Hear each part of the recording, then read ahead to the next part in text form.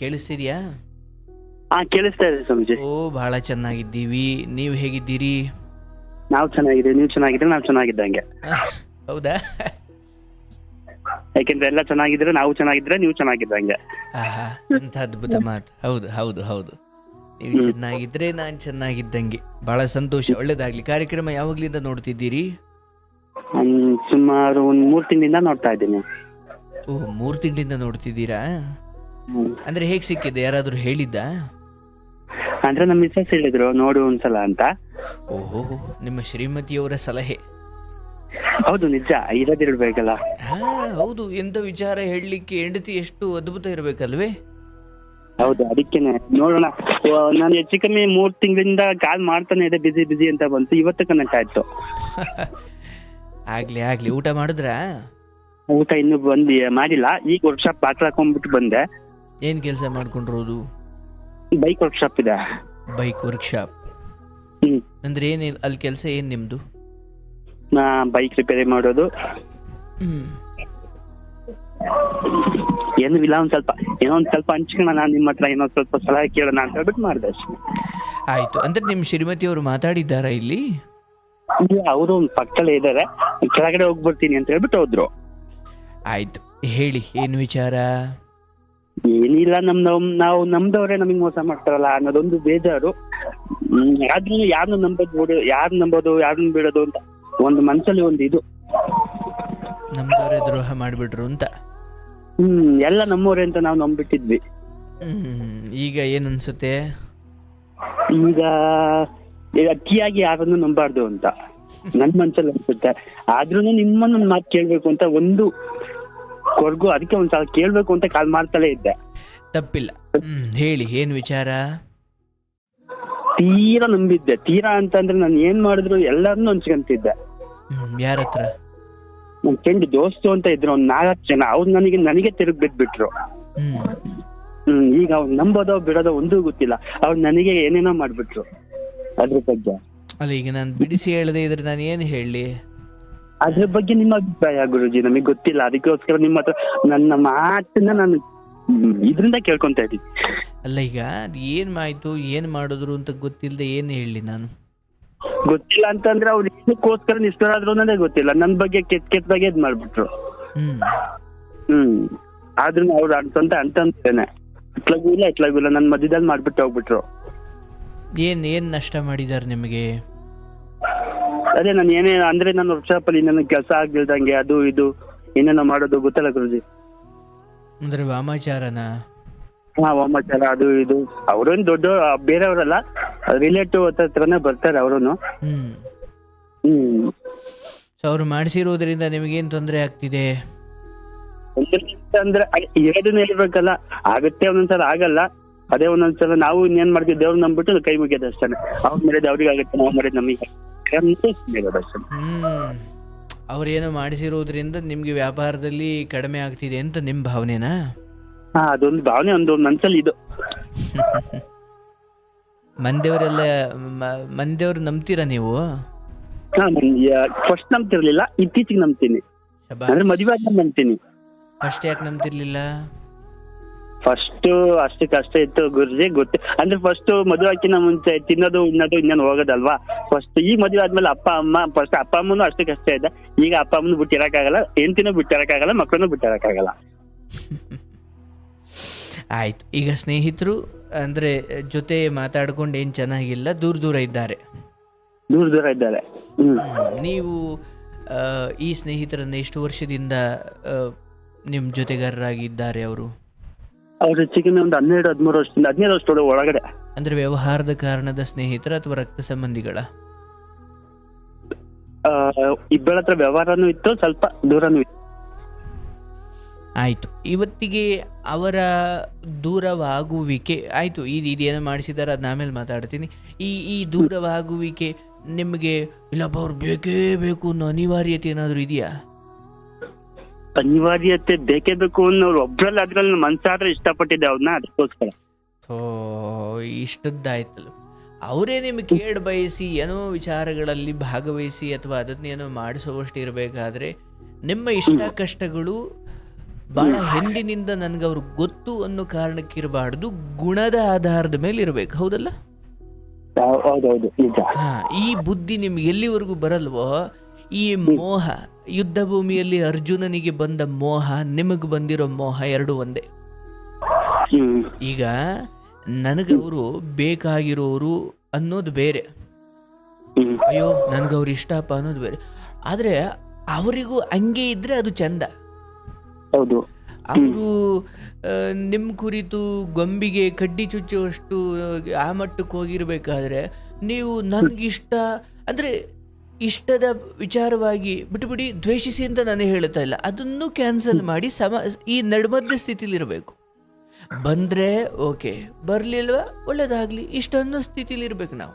ಅದು ಈತಂದು ಅಂತ ಅಲ್ಲ, ಬದುಕಲ್ಲಿ ಯಾವುದಾದ್ರೂ ಅಷ್ಟೇ, ಯಾವುದನ್ನೇ ಆಗಲಿ ನಿಮ್ಗೆ ಅವ್ರು ಏನೋ ಮಾಡಿಸಿ ನಿಮ್ಮ ಇಡೀ ಬದುಕ ಬೇರನ್ನೇ ಕಿತ್ತಾಕ್ಲಿಕ್ಕೆ ಮುಂದಾದಾಗ ನಿಮ್ಮ ಹೆಂಡತಿ, ನಿಮ್ಮ ಹೆತ್ತವರು, ನಿಮ್ಮ ಸಂಸಾರದ ಹಿತದೃಷ್ಟಿಯಿಂದ ನಾನು ಯಾರನ್ನು ಬೇಕಾದರೂ ತ್ಯಜಿಸ್ಲಿಕ್ಕೆ ತಯಾರಿದ್ದೀನಿ ಅನ್ನೋದೇ ಒಬ್ಬ ಗೃಹಸ್ಥನ ಲಕ್ಷಣ. ಹೌದಲ್ಲ? ಹೌದೌದು. ಈ ಹಿಂದೆ ಅವ್ರಿಗೆ ನಿಮಗೆ ಎಷ್ಟು ಆಪ್ತರಿದ್ರು, ಎಷ್ಟು ಕ್ಲೋಸ್ ಇದ್ರು, ಎಷ್ಟು ಅದ್ಭುತ ಇದ್ರಿ, ಎಷ್ಟು ನಿಮಗೆ ನೆನಪುಗಳಿದ್ದಾವೆ. ಬದುಕಿಯೇ ಈ ನನ್ನ ಜನ್ಮವೇ ಶಾಶ್ವತವಲ್ಲ, ಅವನ್ನೆಲ್ಲ ಇಟ್ಕೊಂಡು ನಾನೇನು ಮಾಡಲಿ? ಅಬ್ಬಬ್ಬ ಅಂದ್ರೆ ಒಂದು ಪಾಠ ಕಲಿಬಹುದಷ್ಟೇ. ಅದಕ್ಕೆ ಕಲ್ತುಬಿಟ್ಟೆ ಸ್ವಾಮೀಜಿ. ಅದಕ್ಕೆ ನಿಮ್ಮ ಹತ್ರ ಒಂದು ಮಾತು ಅದಕ್ಕೆ ನಾನು ಹೇಳ್ತಾ ಇದ್ದೀನಿ, ಅವರು ಇನ್ನೂ ತಂದು ನಿನ್ನ ಮನೆ ಮುಂದೆ ಹಂದಿ ಕುಯ್ದ್ರು ನಿನಗೇನೂ ಆಗಲ್ಲ. ಆದರೆ ಮಾಡಿಸದೇ ಇರೋದು, ನಂಬೋದು ನಂಬದೇ ಇರೋದು ಎಲ್ಲವೂ ನನ್ನ ಅಂತರಂಗದ ಒಳಗಡೆ ನಾನು ನಿರ್ಮಿಸಿಕೊಳ್ಳುವ ನಂಬಿಕೆಗಳ ಮೇಲೆ ಬಿಟ್ಟಿದ್ದು. ನನಗೆ ನಾಳೆ ಎಲ್ಲೋ ಹೋಗ್ಬೇಕಾದ್ರೆ ಒಂಚೂರು ಯಾವುದೋ ಗಾಡೀಲಿ ಬಿದ್ದು ಒಂಚೂರು ಮಂಡಿ ಏಟಾಯಿತು, ಆಗ ನಾನು ಎರಡು ಕಾರಣ ಕೊಟ್ಕೊಳ್ಬೋದು. ಒಂದು, ಅಯ್ಯೋ ನಾನು ಸ್ಪೀಡಾಗಿ ಬರ್ತಿದ್ದೆ, ಅವನು ಯಾರೋ ಆ ಎದುರುಗಡೆ ಬಂದ್ಬಿಟ್ಟ, ಅಥವಾ ಇಲ್ಲೇನೋ ಗುಂಡಿರೋದು ನನಗೆ ಗೊತ್ತಾಗಲಿಲ್ಲ, ಅಥವಾ ಬೈಕು ಚಕ್ರ ಸೌದಿತ್ತು ಭಾಳ, ಅಥವಾ ಟೈರ್ ಸೌದಿತ್ತು, ಸ್ಕಿಡ್ ಆಗ್ಬಿಡ್ತು. ಅಂದರೆ ಇದೇನು ಟೆಕ್ನಿಕಲ್ ಕಾರಣನೂ ನೀವು ಕೊಡ್ಬೋದು. ಮತ್ತೆ ಅದೇ ವಿಚಾರಕ್ಕೆ ಇಲ್ಲ ನೋಡು, ಅವ್ರು ನನ್ನ ಸ್ನೇಹಿತರು ಏನೋ ಮಾಡಿಸಿದ್ರಲ್ಲ, ಅಲ್ಲಿ ಒಂಚೂರು ನಿಂಬೆಹಣ್ಣು ಬಿದ್ದಿದ್ವಲ್ಲ, ನೋಡಿ ನನಗೆ ಶುರುವಾಯಿತು, ಇನ್ನು ಕೆಟ್ಟ ಕಾಲ ಬಿಡು, ಇನ್ನು ಅದೇ ಬಿಡು ಇದು ಅಂತ. ಅಂದರೆ ಅದಕ್ಕೆ ನೀವು ಎರಡು ಕಾರಣ ಕೊಟ್ಟುಕೊಳ್ಬೋದು. ನನ್ನ ಬದುಕಿನ ಪ್ರತಿ ಘಟನೆಗಳಿಗೂ ನಾನು ಏನು ಕಾರಣ ಕೊಟ್ಟುಕೊಳ್ತೀನಿ, ಅದು ನನ್ನ ಬದುಕನ್ನು ನಿರ್ಧರಿಸುತ್ತೆ. ಹೌದಾ? ಅಂದರೆ ನನ್ನ ಅಂಗಡಿಯ ಮುಂದೆ ಯಾರೋ ಒಂದು ಕೋಳಿ ಕುಯ್ದಾಕಿರಲಿ, ನಿಂಬೆಹಣ್ಣು ಕುಯ್ದಾಕಿರಲಿ, ಹಂದಿನೇ ಕುಯ್ದಾಕಿರಲಿ, ಗೊಂಬೆನೇ ತಂದೆ ಎಸ್ತಿರಲಿ, ನಾನು ಭಗವಂತನನ್ನು ಆ ಮಟ್ಟಿಗೆ ನಂಬಿಕೊಂಡು ನಾನಾಯಿತು, ನನ್ನ ಕೆಲಸ ಆಯಿತು, ನನ್ನ ಹೆಂಡತಿ ಮಕ್ಕಳಾಯಿತು, ನನ್ನ ಅಪ್ಪ ಅಮ್ಮ ಆಯಿತು, ಅಪ್ಪ ಅಮ್ಮನಿಗೆ ಇಟ್ಟು ಹಾಕ್ಕೊಂಡು ಹೆಂಡತಿಗೆ ಒಳ್ಳೆ ಗಂಡನಾಗಿ, ಈ ನನ್ನ ಅನ್ನ ಕೊಡ್ತಾ ಇರೋ ಆಫೀಸ್ಗೆ ನಾನು ನಿಯತ್ತಾಗಿ ಯಾವುದೇ ರೀತಿ ಸೋಂಬೇರಿತನ ಮಾಡದೆ ಸದಾಕಾಲ ಸಂಜಾದರೆ ಮನೆಗೆ ಹೋಗ್ತಾ ಹೆಂಡತಿ ಮಕ್ಕಳಿಗೆ ಖುಷಿ ಕೊಡ್ತಾ, ನೆಮ್ಮದಿ ಕೊಡ್ತಾ, ಅಪ್ಪ ಅಮ್ಮನಿಗೆ ನೆಮ್ಮದಿ ಕೊಡ್ತಾ ನನ್ನ ಪಾಡಿಗೆ ನಾನು ಧರ್ಮದ ದಾರಿಯಲ್ಲಿ ಇದ್ದೀನಿಂದಾಗ ನಾನು ಭರವಸೆ ಕೊಡ್ತೀನಿ, ಜಗತ್ತಿನ ಯಾವ ಕೆಟ್ಟ ಶಕ್ತಿಗಳು ನಿಮ್ಮನ್ನು ಮುಟ್ಲಿಕ್ಕಾಗಲ್ಲ. ನಾನು ಹೇಳೋದು, ಇವ್ರು ಯಾರು ಏನಾದರೂ ಮಾಡಿಸಿರ್ಲಿ, ಈ ಸ್ನೇಹಿತರು ಇವರು ಅವರು ಇವರೆಲ್ಲ ಹೊಸ್ಲಿಂದ ಆಚೆ ಇರಬೇಕು. ಅಂದರೆ ಹೊಸ್ಲಿಂದ ಒಳಗಡೆಗೆ ಬರೋ ಕೆಲವೊಬ್ರು ಕೋಟಿಗೆ ಒಬ್ರು ಇರ್ತಾರೆ, ಅವ್ರು ಒಳಗಡೆ ಬರಲಿ ತೊಂದರೆ ಇಲ್ಲ. ಅವ್ರು ಹೆಂಗಿರ್ತಾರೆ ಅಂದರೆ, ನೀನೇ ಅವ್ರನ್ನ ಚಪ್ಪಲಿಲಿ ಒಡೆದು ಓಡಿಸಿದ್ರು ಕೂಡ ಅವ್ರು ಹೊರಗಡೆ ಹೋಗಿ ನಿನ್ನ ಬಗ್ಗೆ ಕೆಟ್ಟದ್ದು ಮಾತಾಡಲ್ಲ, ನಿನಗೆ ಕೆಟ್ಟದ್ದು ಮಾಡಿಸಲ್ಲ. ಹಂಗಿರ್ತಾರೆ, ಎಲ್ಲೋ ಕೋಟಿಗೆ ಒಬ್ರು ಅಂತವ್ರು. ಇನ್ನು ಮಿಕ್ಕಿದವರು ಸ್ನೇಹಿತರ ರೂಪದಲ್ಲಿರ್ತಾರೆ. ಆದರೆ ಕಷ್ಟ ಕಾಲ ಬಂದಾಗ, ಚೆನ್ನಾಗಿದ್ದ ಕಾಲದಲ್ಲಿ ನೀವೇನೇನು ರಹಸ್ಯಗಳನ್ನ ಹಂಚ್ಕೊಂಡಿರ್ತೀರ, ಸೀಕ್ರೆಟ್ಗಳನ್ನ, ಅವುಗಳನ್ನ ಕೆಟ್ಟ ಕಾಲ ಬಂದಾಗ ಅವೇ ಶಸ್ತ್ರಗಳನ್ನಾಗಿ ಬಳಕೆ ಮಾಡ್ಕೊಂಡ್ಬಿಡ್ತಾರೆ. ಅದಕ್ಕೆ ದೇವರನ್ನು ನಂಬಿ ಹೆಂಡತಿ ಮಕ್ಕಳ ಜೊತೆ, ಹೆಂಡತಿ ಅಥವಾ ಅಪ್ಪ ಅಮ್ಮನ ಜೊತೆ ಖುಷಿಯಾಗಿರಿ. ಈ ಸ್ನೇಹಿತರು ಅವ್ರ ಪಾಡಿಗೆ ಅವ್ರು ಹೋಗಿದ್ದಾರೆ, ಏನು ಹೈಸ್ಕೂಲಲ್ಲೋ, ಮಿಡ್ಲ್ ಸ್ಕೂಲಲ್ಲೋ, ಕಾಲೇಜಲ್ಲೋ ಇಲ್ಲ, ಇವನ್ನೆಲ್ಲ ನಂಬ್ಕೊಂಡು ಕೂತ್ಕೊಳ್ಳೋಕ್ಕೆ. ಅಥವಾ ಈ ಸ್ನೇಹಿತರು ಅದು ಇದು ಇವೆಲ್ಲ ಅದೆಲ್ಲ ಮುಗೀತದು, ಕಾಲೇಜು ಅದೇ ಅವಾಗ ಚಂದ. ಈ ಒಂದು ಮದುವೆ ಆಗಿ ಈ ಹಂತಕ್ಕೆ ಬಂದ ಮೇಲೆ ನೀವು, ನಿಮ್ಮ ಹೆಂಡತಿ, ನಿಮ್ಮ ಸಂಸಾರ, ನಿಮ್ಮ ತಂದೆ ತಾಯಿ ಇಷ್ಟೇ ಇರಬೇಕು. ಹೊರಗಡೆ ಯಾರೇ ಬಂದರೂ ಯಪ್ಪ ಬಿಟ್ಟಿರಲಾರ್ದಷ್ಟು ಹಚ್ಕೊಳ್ತೀನಪ್ಪ, ಏನೇ ನೀವು ಈ ಹಿಂದೆ ಅವ್ರ ಜೊತೆ ಬೆರ್ತಿರ್ಬೋದು, ವ್ಯವಹಾರ ಮಾಡಿರ್ಬೋದು, ಏನೇ ಇರ್ಬೋದು, ಅದನ್ನು ಮುಂದುವರ್ಸೋಕೆ ಹೋಗೋದು ಒಳ್ಳೇದಲ್ಲ. ಅದರಲ್ಲೂ ಇಂಥ ಬುದ್ಧಿ ಗೊತ್ತಾದ್ಮೇಲೆ ಮುಂದುವರ್ಸೋದು ಒಳ್ಳೇದಲ್ವೇ ಅಲ್ಲ. ಆದ್ರೂ ವಾಮಾಚಾರ ಅಂತ ಅಂದ್ರಲ್ಲ, ಅಂಗಡಿ ಮುಂದಕ್ಕೆ ಮಾಡೋಗ್ಬಿಟ್ಟು ಅದಕ್ಕೆ ಒಂಥರ ಬೇಜಾರಾಗ್ಬಿಟ್ಟು.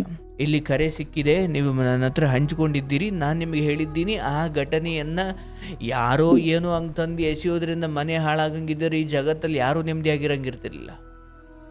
ಅಂತಿಮವಾಗಿ ನಿಮ್ಮ ಪುಣ್ಯ ಕರ್ಮಗಳು ನಿಮ್ಮ ಜೊತೆ ಇರೋವರೆಗೂ ನಿಮ್ಮನ್ನು ಯಾರೂ ಮುಟ್ಟೋಕ್ಕಾಗಲ್ಲ.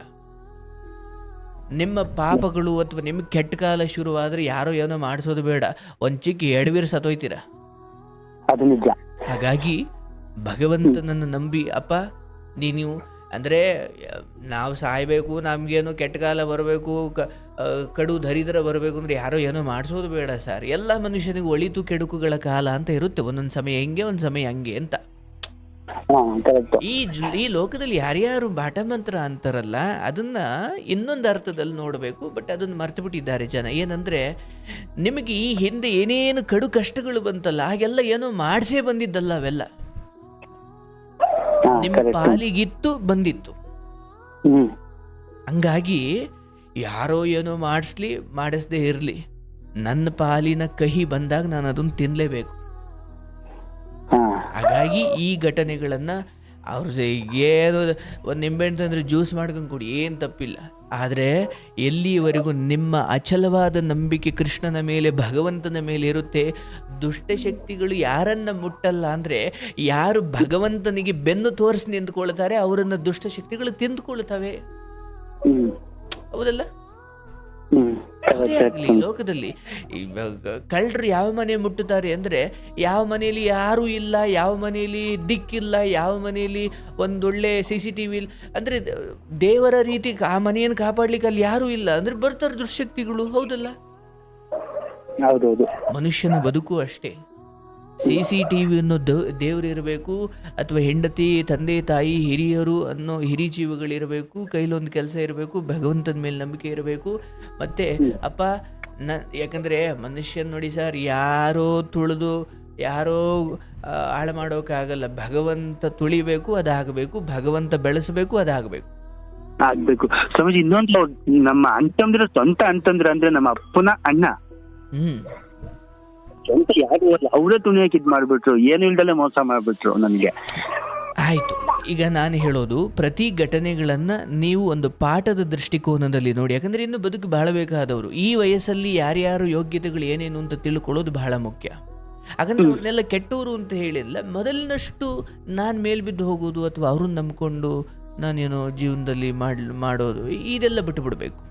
ಅಂದರೆ ನನ್ನ ಅಣ್ಣ ತಮ್ಮದಿರು, ನನ್ನ ಸ್ನೇಹಿತರು, ನಂದು ಹೆಂಗೆ ಬದುಕಬೇಕು ಅಂದರೆ ನಿಮ್ಮದೊಂದು ಕೂದಲು, ನಿಮ್ಮದೊಂದು ಬಟ್ಟೆ, ನಿಮ್ಮದೊಂದು ಧೂಳು ಪಾದದ ಧೂಳಿನ ಕಸ ನಾನು, ಅಥವಾ ನಿನ್ನ ಎಂಜಲು, ಅಂದರೆ ನಾನು ಇಷ್ಟೆಲ್ಲ ಕೊಡಬೇಕು ಅಂದರೆ ಮೈ ಮರೆತಿರಬೇಕು ಅಂತ ಅರ್ಥ. ಹೌದು ಹೌದು. ಅಂದರೆ ದೊಡ್ಡವರು ಅದನ್ನು ಯಾಕೆ ಹೇಳಿದ್ರು ಅಂದರೆ ಮೈ ಮರೆತಂಗೆ ಬದುಕೋ ಅಂತ. ನಾನು ತುಂಬ ಸರಿ ಏನು ಮಾಡ್ಬಿಡ್ತೀನಿ, ನಂಬಿಕೆ ಇಟ್ಟು ನಿಮ್ಮ ಜುಟ್ಟು ಕಿತ್ಕೊಂಡು ಹೋದ್ರು ನಿಮ್ಗೆ ಯಾರಿಗೂ ಗೊತ್ತಾಗಲ್ಲ, ನಿಮ್ಮ ಏನು ಚಡ್ಡಿ ಕಿತ್ಕೊಂಡು ಹೋದ್ರು ಯಾರಿಗೂ ಗೊತ್ತಾಗಲ್ಲ. ಹಂಗೆ ಅಷ್ಟು ನಂಬಿಟ್ಟಿರ್ತೀರ ನೀವು. ಅಯ್ಯ ಅಂದರೆ ಅದಕ್ಕೆ ನೋಡಿ, ಸುಮ್ಮನೆ ಹೇಳಿದೆ ಮಾಟ ಮಂತ್ರ ಮಾಡಬೇಕು ಅಂದರೆ ಕೆಲವು ವಿಚಾರಗಳು ಬೇಕು ಅಂತ ಹೇಳ್ತಾರೆ. ಆ ವಿದ್ಯೆನೂ ನಾವು ನೋಡಿದ್ದೀವಿ, ಸುಮ್ಮನೆ ಹೇಳ್ತೀನಿ. ಅದಕ್ಕೆ ಅವೆಲ್ಲ ತಗೊಂಡೋಗುವಷ್ಟು ಇರಬೇಕು ಅಂದರೆ ನೀವು ಯಾಮಾರಿ ಇರಬೇಕಲ್ಲ ಅಂತ. ಯಾವಾಗ ನೀವು ಬದುಕಲ್ಲಿ ಎಚ್ಚರ ತಪ್ಪುತ್ತೀರೋ ಆಗ ಯಾರೋ ಬೀಳಿಸೋದು ಬೇಡ. ಇವೆಲ್ಲ ನೆಪ ಮಾತ್ರ. ಎಚ್ಚರ ತಪ್ಪದವನು ಬೀಳಲೇಬೇಕು. ಅದಕ್ಕೆ ಈ ವಿಚಾರಗಳಲ್ಲಿ ಏನೋ ಮಾಡಿಸ್ಬಿಟ್ಟಿದ್ದಾರೆ ಹಂಗೆ, ಅದೇನು ನಿನ್ನ ಮನೆಗೆ ಆಗಿಲ್ಲ, ಆಗೋದೂ ಇಲ್ಲ. ಇಂಥ ವಿಚಾರಗಳನ್ನು ಕೇಳ್ತಾ, ಭರವಸೆ ತಗೊಳ್ತಾ, ನೆಮ್ಮದಿ ತಗೊಳ್ತಾ, ನೋಡಿ ನಿಮ್ಮ ಹೆಂಡತಿಯು ಈ ಕಾರ್ಯಕ್ರಮ ಅವ್ರನ್ನ ಕೇಳಿ, ಇದರಿಂದ ಅವ್ರಿಗೆ ಎಷ್ಟು ಮನೋಬಲ ಹೆಚ್ಚಿರುತ್ತೆ ಅಂತ. ಅವ್ರು ಎಷ್ಟು ಕಥೆಗಳು ಕೇಳಿರ್ತಾರೆ, ಅವ್ರ ಮುಂದೆ ನಮ್ದೇನು ಅಲ್ಲ ಅನ್ನೋ ಒಂದು ಧೈರ್ಯ ಬಂದಿರುತ್ತೆ. ಸದಾಕಾಲ ಹರೇ ಕೃಷ್ಣ ಅಂತ ಆ ಕೂಗು ಹೆಂಗಿರಬೇಕು ಅಂದರೆ, ದೇವಸ್ಥಾನದಲ್ಲಿ ಹೋಗಿ ಒಂದು ಗಂಟೆ ಶಬ್ದ ಬಾರಿಸ್ತಾ ಇರಬೇಕಾದ್ರೆ ಲೋಕವನ್ನೇ ಮರೆತು ಬಿಡ್ತೀರ ನೀವು. ಹಾಗೆ ಸದಾಕಾಲ ಹರೇ ಕೃಷ್ಣ ಅಂತ, ಹರೇ ರಾಮ ಅಂತ, ಅಥವಾ ಗೋವಿಂದ, ಓಂ ನಮಃ ಶಿವಾಯ ಅಂತ ನಾವು ಹೀಗೆ ಈ ಮಟ್ಟಿಗೆ ನಮ್ಮ ಕಣದಲ್ಲೂ ಭಗವಂತನ ನಾಮ ಮಲಗಿದ್ದಾಗಲೂ ಕೂಡ ನಿಮ್ಮ ಒಳಗಡೆಯಿಂದ ಒಂದು ಧ್ವನಿ ಬರ್ತಾ ಇರಬೇಕು. ಹೊರಗಡೆ ಎಚ್ಚರದಲ್ಲಿರೋರಿಗೆ ಇದೇನಪ್ಪ ಇವನು ಪಕ್ಕ ಹೋದರೆ ಏನೋ ಓಂ ನಮಃ ಶಿವಾಯ ಅಥವಾ ಏನೋ ಒಂದು ಧ್ವನಿ ಬರ್ತಾ ಇದೆ. ಆ ಮಟ್ಟಿಗೆ ನಾವು ಬದುಕಲ್ಲಿ ಆ ನಾಮ ಮಂತ್ರಗಳನ್ನು, ಆ ಬೀಜಾಕ್ಷರಿ ಮಂತ್ರಗಳನ್ನು ಸದಾಕಾಲ, ಯಾರೋ ನಿನ್ನ ಅಂಗಡಿಗೆ ಬಂದಾಗ ಹೋಗಬೇಕಾದ್ರೆ ಹರೇ ಕೃಷ್ಣ ಅಂತ, ಹರೇ ರಾಮ ಅಂತ, ಅಥವಾ ಏನು ಹಿಂಗಂದಾಗ ನಿಮ್ಮ ಹತ್ರ ಕೆಟ್ಟದ್ದು ಅಥವಾ ಕೆಟ್ಟ ವಿಚಾರ ಇಟ್ಕೊಂಡು ನಿಮ್ಮ ಹತ್ರ ಬರೋ ಸ್ನೇಹಿತ ಕೂಡ ಅಲ್ಲಿ ನಿಲ್ಲಲ್ಲ. ಕರೆಕ್ಟ್ ಇದು ಸ್ವಾಮೀಜಿ. ಹೆಂಗೆ ಅಂದರೆ, ನಾನು ಸುಮ್ಮನೆ ಹೇಳ್ತೀನಿ, ನನ್ನ ಕೆಲವು ಹೊರಗಡೆ ಎಲ್ಲೋ ಹೋದಾಗ ನಾನು ಅಂದರೆ ಇವತ್ತಿಗೇನೇ ಇರ್ಬೋದು, ಒಂದು ಹಳೆ ಸ್ನೇಹಿತರ ಹತ್ರ ಮಾತಾಡ್ಲಿಕ್ಕೆ ಅಲ್ಲೊಂದು ಗುಂಪು ನಿಂತಿತ್ತು. ಅವ್ರೇನೋ ಯಾವುದೋ ಹೆಣ್ಮಕ್ಳ ಬಗ್ಗೆನೋ ಯಾವುದೋ ವಿಚಾರದ ಬಗ್ಗೆ ಹೊಲ್ಸಲ್ಸ್ ಮಾತಾಡ್ತಿದ್ದು, ನನಗೆ ಕೇಳಿಸ್ತಿತ್ತು ಅದು. ಹಾ. ನಾನು ಹೋದಾಗ ಏನು ನಂದೇನು ರೂಢಿ ಅಂದರೆ ಹರೇ ಕೃಷ್ಣ ನಮಸ್ಕಾರ ಅನ್ನೋದು ನನ್ನ ರೂಢಿ. ಹಾ. ನಾನು ಅಲ್ಲಿಗೆ ಹೋಗಿದ್ದೆ ತಡ, ಅವ್ರು ಏನೇನು ಮಾತಾಡ್ತಿದ್ರು ನನಗೊಂದು 10 ಹೆಜ್ಜೆ ಹಿಂದೆ ಬರ್ತಿದ್ದರಿಂದ ನನಗದು ಕೇಳಿಸಿತ್ತು, ಅಲ್ಲಿ ಏನೋ ಹೊಲ್ಸ ಮಾತಾಡ್ತವ್ರೆ ಅಂತ. ನಾನು ಅಲ್ಲಿಗೆ ಹೋಗಿ ನಮಸ್ಕಾರ ಹರೇ ಕೃಷ್ಣ ಹೇಗಿದೆಯಪ್ಪ ಚೆನ್ನಾಗಿದ್ದೀರನೇ ಅಂತ ಒಂದೆರಡು ದೇವ್ರ ವಿಚಾರ ಅಥವಾ ಇಂಥ ಅಂದರೆ, ನಾನು ಅಲ್ಲಿಗೆ ಹೋದ ತಕ್ಷಣ ಅವರೆಲ್ಲ ಕೈ ಮುಗಿದ್ರು, ನಮಸ್ಕಾರ ಮಾಡಿದ್ರು, ಅವ್ರು ಹರೇ ಕೃಷ್ಣ ಅನ್ಲಿಲ್ಲ, ಯಾಕಂದ್ರೆ ಅವ್ರ ಒಳಗಡೆ ಇರೋ ದುರಾತ್ಮಗಳು ಅನ್ಲಿಕ್ಕೆ ಬಿಡಲ್ಲ. ಕರೆಕ್ಟ್. ಆದರೆ ಕೆಟ್ಟ ವಿಚಾರ ಚರ್ಚೆನೇ ಆಗಲಿಲ್ಲ ಅಲ್ಲಿ ನಾನು ಅಲ್ಲಿಂದ ಬರೋವರೆಗೂ. ಹಾ. ಅಂದರೆ ನಾನೇನು ಅಲ್ಲೇನು ಕಂಡುಕೊಂಡೆ ಅಂದರೆ, ನೀನು ಹೆಂಗಿರ್ತೀಯೋ ಅವ್ರು ಹಂಗೆ. ಹಾ. ನಮ್ಮ ಸಂದರ್ಭ. ಹೌದು, ನೀನು ಕೆಟ್ಟ ವಿಚಾರಕ್ಕೆ ನಗೋನು ಅಂತ ನೀನು ಗೊತ್ತಿದ್ದಿದ್ರೆ ನೀನು ಹೋದ ತಕ್ಷಣ ಇನ್ನೂ ಜಾಸ್ತಿ ಮಾಡಿರೋರು ಅವರು. ಹೌದು ಹೌದು ನಿಜ. ಯಪ್ಪ ಇವನು ಅಂಥವನಲ್ಲಪ್ಪ, ಇವನು ಸುಮ್ಮನೆ ಯಾಕೆ ಬೇಕು ಅಂದುಕೊಂಡು ನೀನು ಹೋಗೋವರೆಗೂ ಒಂದು ಅವ್ರು ಸಪ್ರೇಟ್ ಹೋಗ್ತಾರೆ, ಇಲ್ಲ ನೀನು ಇರೋವರೆಗೂ ಕೆಟ್ಟದ್ದು ಮಾತಾಡಲ್ಲ. ಅಂದರೆ ಅದರ ಅರ್ಥ, ನೀವು ಯಾವಾಗ ದೈವಿಕ ಮನುಷ್ಯರಾಗಿ ನಿಮ್ಮ ಪ್ರತಿ ಭಾಷೆಯಲ್ಲೂ ಆ ಮೃದುತನ, ಭಗವಂತನ ನಾಮ ಅಥವಾ ಎಲ್ಲ ಒಂದು ಶಾಂತತೆ ಇದನ್ನು ಕಾಪಾಡ್ಕೊಂಡು ಬರ್ತೀರಿ, ನಿಮ್ಮ ಹತ್ರ ಕೆಟ್ಟದ್ದು ಬಯಸೋದಿರಲಿ, ಕೆಟ್ಟದ್ದು ಒಂದೇನು ಮಾತಾಡ್ಲಿಕ್ಕೂ ಹಿಂದೆ ಮುಂದೆ ನೋಡ್ತಾರೆ ಜನ. ಅದು ನಿಜ.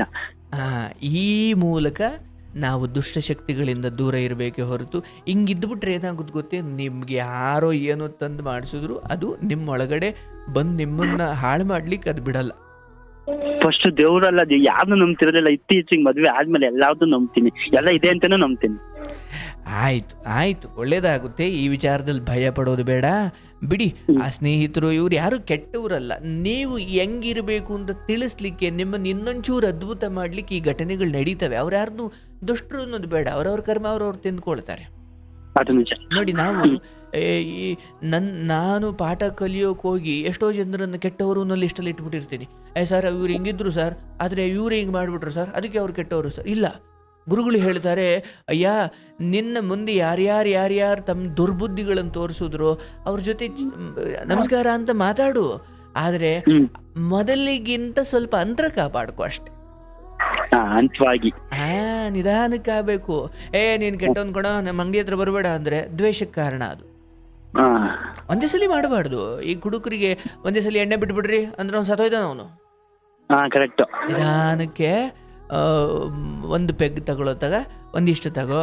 ಅಂದರೆ ಸುಮ್ಮನೆ ಯಾರು ಹೇಳಿದ್ ಕೇಳಿಸ್ಕೊಂಡಿದ್ದೀನಿ ಅದಕ್ಕೆ ಹೇಳ್ತಾ ಇದ್ದೀನಿ, ಆಮೇಲೆ ನನ್ನ ಅಂದ್ಕೊಂಬಿಟ್ಟಿರ ಹಂಗೆ. ನಾನು ಯಾರೋ ಹೇಳೋದು ಕೇಳಿದ್ದೀನಿ ಅದಕ್ಕೆ ಹೇಳ್ತಾ ಇದ್ದೀನಿ. ಇಷ್ಟು ತಗೊಳತ್ತೆ, ಇಷ್ಟು ತಗೋ. ಒಂದು ದಿವಸ ಅದನ್ನ ಬಿಟ್ಟು ನಾನು ಬದುಕಬಲ್ಲೆನಪ್ಪ ಅಂತ ನಿಮಗನ್ಸ್ಬೇಕು. ಹಾಗಾಗಿ ನಾನು ಹೇಳೋದು, ಹೆಂಡತಿ ಮಕ್ಕಳು, ತಂದೆ ತಾಯಿ, ಬಂಧು ಬಳಗ ಎಲ್ಲ ಗುಂಡಿವರೆಗೂ ಬರ್ತಾರೆ. ಅಲ್ಲಿಂದ ಆಚೆಗೆ ಬರೋದು ನಿಮ್ಮ ದಾನ ಧರ್ಮ, ಬದುಕಿದ ರೀತಿ, ಮಾಡಿದ ನಾನೇನು ಪಡ್ಕೊಂಡೆ ಅನ್ನೋದು ನನ್ನ ಜೊತೆ ಬರಲ್ವಂತೆ, ನಾನು ಏನು ಕೊಟ್ಟೆ ಅನ್ನೋದು ನನ್ನ ಜೊತೆ ಬರುತ್ತೆ. ಪಡ್ಕೊಂಡಿದ್ದೆಲ್ಲ ಜೊತೆ ಬರಂಗಿದ್ರೆ ಕೋಟ್ಯಾಧಿಪತಿಗಳೆಲ್ಲ ಸ್ವರ್ಗಕ್ಕೆ ಹೋಗ್ಬೇಕಿತ್ತು.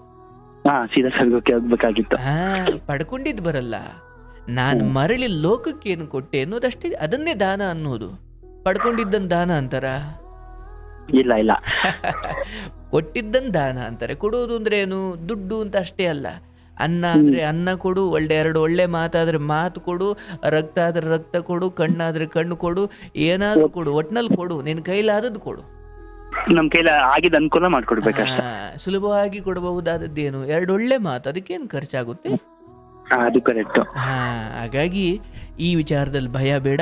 ನಿನ್ನ ಅಂಗಡಿಗೆ, ನಿಮ್ಮ ವ್ಯಾಪಾರಕ್ಕೆ ಅಥವಾ ನಿಮ್ಮ ಕುಟುಂಬಕ್ಕೆ ಅದರಿಂದ ಏನೂ ಕೆಡುಕಿಲ್ಲ. ಆ ಸ್ನೇಹಿತರನ್ನ ಅವರು ಹರ್ಕೊಂಡು ನದಿ ಥರ ಹೋಗಿದ್ದ ಅವ್ರು ಪಾಡಿ ಬಿಟ್ಟುಬಿಡಿ. ಬದುಕು, ನಿಮ್ದೊಂದು ಜೀವನ ನೋಡ್ಕೊಳ್ಳಿ. ನಿಮ್ಮ ಈ ರಕ್ತ ಸಂಬಂಧಿಗಳು ಅವರು ನಮಗೆ ಹಿಂಗೆ ಮಾಡಿಬಿಟ್ರು, ಹಂಗೆ ಮಾಡಿಬಿಟ್ರು, ಆಯಿತು, ನನಗೆ ಇನ್ನೊಂಚೂರು ಎಚ್ಚೆತ್ಕೊಳ್ಳಿಕ್ಕೆ ಅವರೆಲ್ಲ ಕಾರಣ ಆಗಿದ್ದಾರೆ.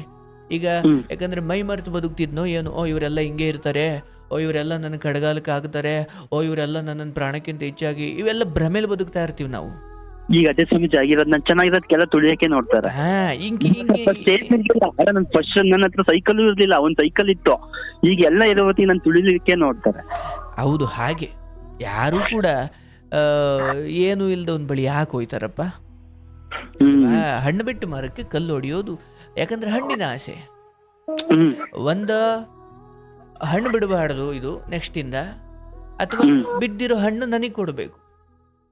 ಈಗ ನಿಮಗೆ ಕಲ್ಲೊಡೆಯ ಉದ್ದೇಶ ನಿಮ್ಮ ಹತ್ರ ಇರೋದು ಕಿತ್ಕೊಳ್ಲಿಕ್ಕೆ ಆಗದೆ ಇದ್ರು ಇನ್ನು ಮುಂದೆ ಗಳಿಸ್ದಂಗೆ ಏನಾದ್ರು ಮಾಡ್ಬೇಕು ಅವನಿಗೆ ಅಂತ ಇವು ನಡೀತವೆ. ಅದಕ್ಕೆ ಭಗವಂತನನ್ನ ಗಟ್ಟಿಯಾಗಿ ನಂಬಿ ನನ್ನ ಮನೆ ಕಚೇರಿ ಎಲ್ಲ ಕಡೆಯೂ ಒಂದು ಆಧ್ಯಾತ್ಮಿಕ ವಾತಾವರಣವನ್ನು ನಿಮ್ಮ ಕೆಲಸ ನೀವು ಆ್ಯಕ್ಚುಲಿ ಆಧ್ಯಾತ್ಮಿಕರಾದಷ್ಟು ನಿಮ್ಮ ದುಡಿಮೆ ಇನ್ನೂ ಹೆಚ್ಚು ಮಾಡ್ತೀರಿ. ಯಾಕಂದ್ರೆ ಬೇರೆ ಕಡೆ ಗಮನ ಕೊಡ್ಲಿಕ್ಕೆ ನಿಮ್ಮ ಮನಸ್ಸೇ ಬರಲ್ಲ.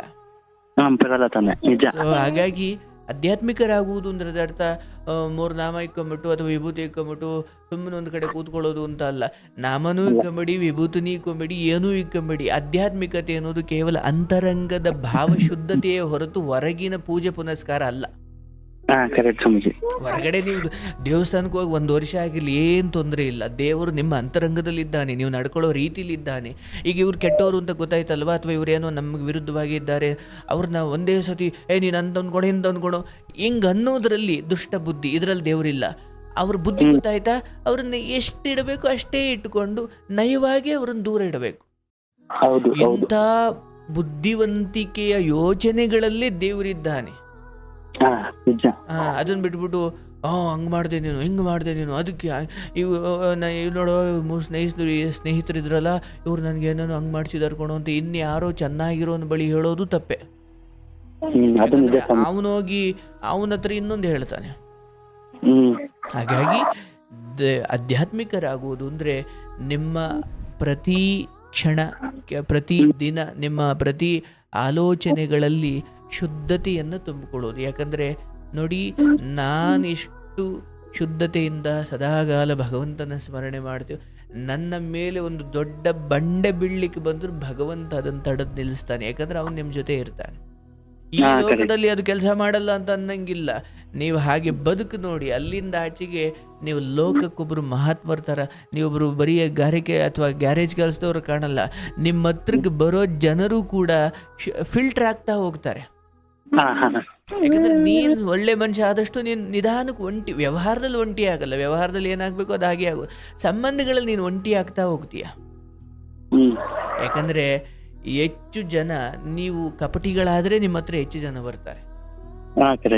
ನೀವು ಮೋಸಗಾರರು, ನೀವು ಎಣ್ಣೆ ಕುಡಿಸೋರು, ಟೀ ಕುಡಿಸೋರು, ಅಥವಾ ನಿಮ್ಮ ಬೇಕಾಬಿಟ್ಟು ಅವ್ರಿಗೆ ಬೇಕಾದನ್ನೆಲ್ಲ ಕೊಡಿಸೋರು, ಹೆಂಡತಿ ಮಕ್ಕಳನ್ನೆಲ್ಲ ಬೀದಿ ಬಿಟ್ಬಿಟ್ಟು ಬರೀ ಇವರಿಗೆ ಏನು ಕುಡಿಸ್ಕೊಂಡು ತಿನ್ಸ್ಕೊಂಡಿರೋರು, ನೀವು ಈ ಮಟ್ಟಿಗೆ ದುಷ್ಟರು ಅಂದಾಗ ಏನು ನೊಣಗಳು ಮುತ್ಕೊಳ್ತಾರೆ ನಿಮ್ಮ ಹತ್ರ. ನಾನಾಯ್ತು, ಹೆಂಡತಿ ಆಯ್ತು, ಇಲ್ಲಪ್ಪ ನಮ್ಮ ಪಾಡಿ ನಾನು ಇರ್ತೀನಿ ಕಣಪ್ಪ, ಎಲ್ಲರಿಗೂ ಒಳ್ಳೇದು ಬಯಸ್ತೀನಿ, ನಾನು ಎಲ್ಲೂ ಹೊರಗಡೆ ಅಂಗಡಿ ಬಿಟ್ಟು ಎಲ್ಲೂ ಹೋಗಲ್ಲ, ಅಂಗಡಿ ಬಿಟ್ಟರೆ ಮನೆ ಬಿಟ್ಟರೆ ಅಂಗಡಿ, ನನ್ನ ಪಾಡಿಗೆ ನಾನು ದುಡಿಮೆ ಕಡೆ ಗಮನ ಕೊಡ್ತೀನಪ್ಪ, ನನ್ನ ದುಡಿಮೆ ಚೆನ್ನಾಗಾದರೆ ಯಾರೋ ಕಷ್ಟ ಅಂತ ಬಂದರೆ ನನ್ನ ಕೈ ನೀಡಿ ಒಬ್ಬರಿಗೆ ಕೊಡ್ಬೋದು, ಅವಾಗ ನಾನು ದೇವರೇ ಆಗ್ಬೋದು ಅವರಿಗೆ. ಅದು ಬಿಟ್ಬಿಟ್ಟು ನಾನು ಕೆಲಸ ಬಿಟ್ಬಿಟ್ಟು ಇವ್ರಿಂದ ಓಡಾಡ್ಕೊಂಡು ಕೂತ್ಕೊಂಡ್ರೆ ಕಡೆಗೆ ಮನೆಗೆ ಗಂಡ ಆಗಲಿಲ್ಲ, ಸಮಾಜಕ್ಕೆ ಒಳ್ಳೆ ಪ್ರಜೆ ಆಗಲಿಲ್ಲ, ಸ್ಮಶಾನಕ್ಕೆ ಹೆಣ ಆಗಲಿಲ್ಲ, ಏನೂ ಆಗ್ದಂಗೆ ಬದುಕ್ಬಿಡ್ತೀರ ಆಮೇಲೆ. ಅದಕ್ಕೆ ನೀವು ಒಂಟಿ ಆದ್ರಿ ಅಂತ ಬೇಜಾರು ಬೇಡ. ಹಂಗೆ ಒಳ್ಳೆತನ ರೂಢಿಸಿಕೊಂಡಷ್ಟು, ನಾನಾಯ್ತು ನನ್ನ ಜೀವನ ಆಯ್ತು ಅಂತ ಇದ್ದಷ್ಟು ಈ ಜನಗಳು ದೂರ ಆಗ್ತಾರೆ. ಯಾಕೆ? ನಿಮ್ಮಿಂದ ಏನು ಉಪಯೋಗ ಇಲ್ಲ ಅವಾಗ ಅವ್ರಿಗೆ. ಇಲ್ಲ ಬುದ್ಧಿವಂತ ಆಗ್ಬಿಟ್ಟ, ಇನ್ನು ನಮ್ಮ ಬೇಳೆ ಏನು ಬೇಯಲ್ಲ ಅಂತ ಅವ್ರು ದೂರ ಆಗ್ಬಿಡ್ತಾರೆ. ಅದೇ ಒಳ್ಳೇದು. ಏನು ಜೊತೆ 20-30 ಜನ ಹಾಕೊಂಡು ಅಂಗಡಿ ತ ಕೂತ್ಕೊಂಡ್ರೆ ದೊಡ್ಡ ಗೆಲುವಾಗಲ್ಲ ಅದು. ಆಯ್ತು, ಅಷ್ಟು ಮಾಡಿ. ಏನು ಕೆಟ್ಟ ವಿಚಾರಕ್ಕೆ ಯೋಚನೆ ಮಾಡಬೇಡಿ. ನಾನು ಹೇಳಿದ್ನಲ್ಲ, ಒಂದು ಗಾಡಿ ಬಿದ್ದಿದ್ದು ಮೈ ತರಿಸ್ಕೊಂಡಿದ್ದನ್ನು 2 ರೀತಿ ತಗೊಳ್ಬೋದು.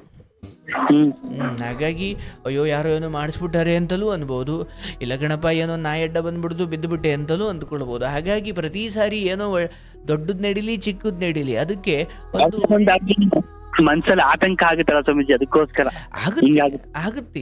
ಎಲ್ಲ ವಿಚಾರದಲ್ಲೂ ಆತಂಕ ಅನ್ನೋದು ಬರುತ್ತೆ. ಅದನ್ನ ಮರೆಮಾಚಲಿಕ್ಕೆ ನಾನು ಒಂದೊಳ್ಳೆ ಕಾರಣ ಕೊಟ್ಟುಕೊಳ್ಬೇಕು. ಯಾಕಂದ್ರೆ ಮನಸ್ಸಿಗೆ ನೀವು ಆತಂಕವನ್ನೇ ನಂಬಿಸಿದ್ರೆ ಅದನ್ನೇ ನಂಬುತ್ತದು.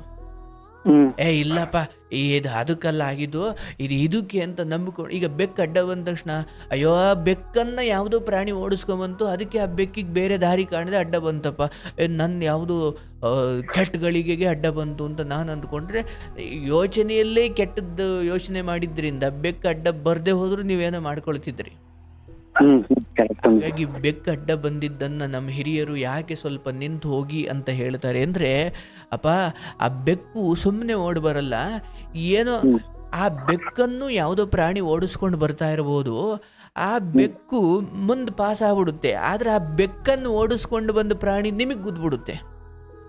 ಹಾ ಅದಕ್ಕೆ ಬೆಕ್ಕು ಹೋದಾಗ ಸ್ವಲ್ಪ ನಿಂತ್ಕೊಳ್ಳಿ. ಯಾಕೆ ಅಲ್ಲೇನಾದರೂ ನಾಟಕ ನಡೀತಾ ಇದ್ರೆ ಬೆಕ್ಕಿಗೂ ಬೇರೆ ಪ್ರಾಣಿಗೂ ಅದು ಮುಗಿಲಿ, ಆಮೇಲೆ ಹೋಗಿ ಅಂತ ಹೇಳಲಿಕ್ಕೆ ಸ್ವಲ್ಪ ನಿಂತ್ಕೊಂಡು ಹೋಗ್ರಪ್ಪ ಅಂತ ಹೇಳಿದ್ರು.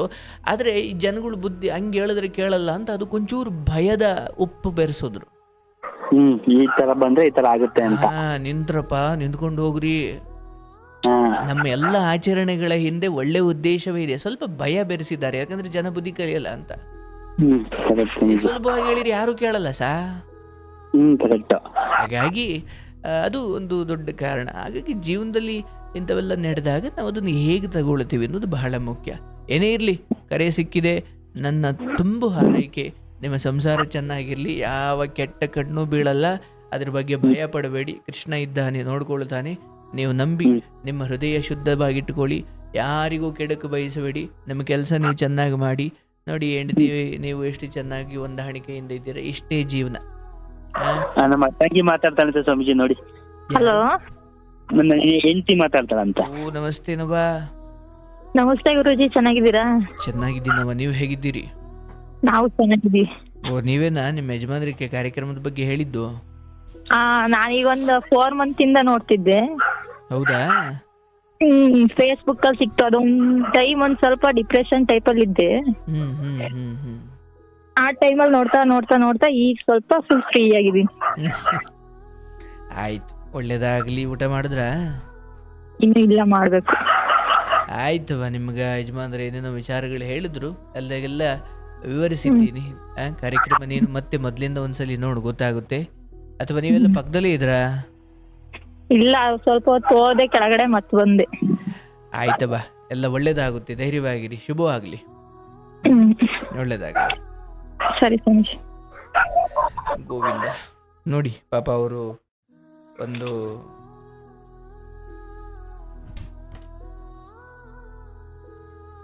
ವರ್ಕ್ಶಾಪ್ ಅಂದರೆ ಗ್ಯಾರೇಜ್ ಅಂದ್ಕೊಳ್ತೀನಿ, ಗ್ಯಾರೇಜ್ ಇಟ್ಕೊಂಡು ಕೆಲಸ ಮಾಡಿಕೊಂಡು ಗಂಡ ಹೆಂಡತಿ ಅನ್ಯೋನ್ಯವಾಗಿದ್ದಾರೆ. ದೇವರು ಒಳ್ಳೇದು ಮಾಡಲಿ, ಎಲ್ಲ ಒಳ್ಳೇದಾಗಲಿ.